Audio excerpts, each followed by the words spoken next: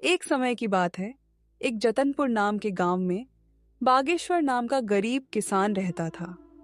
उनके घर में उनकी पत्नी कोमल और उनके 16 साल का लड़का एक साथ रहते थे। बागेश्वर को सिर्फ खेती करने आती थी। उसके अलावा उसने कोई और काम नहीं सीखा था। सही समय पर बारिश न होने की वजह से उसके खेत में फसल ही नहीं होते थे, जिसके कारण परिवार चलाना बहुत कठिन हो रहा था। एक दिन सुनिए जी, आज तो घर में बिल्कुल भी कुछ राशन नहीं है। मुझे तो कुछ समझ नहीं आ रहा कि अब मैं क्या करूं। अरे कोमल, तुम चिंता मत करो, मैं कुछ करता हूँ। बस इतना कह के बागेश्वर घर से चला जाता है। रास्ते में हे राम, ये कैसा समय आ गया है प्रभु। मेरे घर में राशन का एक दाना तक नहीं है। चलो, मैं और मेरी कोमल तो भूखे पेट रह लेंगे, लेकिन मेरे बेटे का क्या।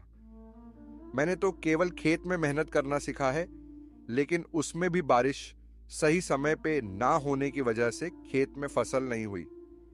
अब मेरे पास जमींदार से उधारी पैसे लेने के अलावा कोई दूसरा रास्ता नहीं है। बागेश्वर अपने गांव के जमींदार के पास जाता है।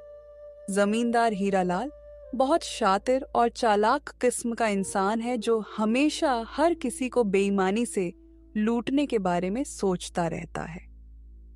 अरे आवा आवा बाघेश्वर भैया, और बताओ कैसे आना हुआ है। क्या बताऊं जमींदार जी, बहुत खराब समय से गुजर रहा हूं। देखिए ना, अब बारिश समय से ना होने पर खेत की सारी फसलें बर्बाद हो चुकी हैं। घर में अनाज का एक दाना भी नहीं है, इसलिए आपसे कुछ पैसे उधार लेने आया हूं। अरे हाँ हाँ भैया, बोलो कितने रुपए चाहिए आपको। ऐसे समय में हम नहीं मदद करेंगे तो और कौन करेगा। बोलो बोलो, कितने दे दूं।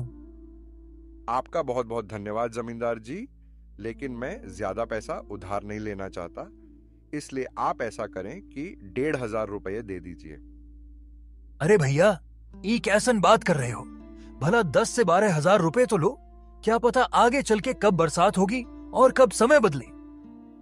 जमींदार मन में सोचने लगता है। अरे ससुरा, तुम लोग इतना कम कम पैसा लोगे तो मैं कैसे कमाऊंगा। ज्यादा लोगे तभी है ना, हमें ज्यादा ब्याज मिलेगा। यहाँ बागेश्वर भी सोचने लगा। आखिर अब मैं क्या करूं। वैसे ये कह तो ठीक ही रहे हैं, पता नहीं कब भगवान की हम जैसों पर दया होगी। एक काम करता हूं, 10,000 ले लेता हूं। अच्छा ठीक है, तो जमींदार भाई 10,000 पे कितना तक ब्याज लेंगे आप? देखो बाघेश्वर भैया, 10 हजार के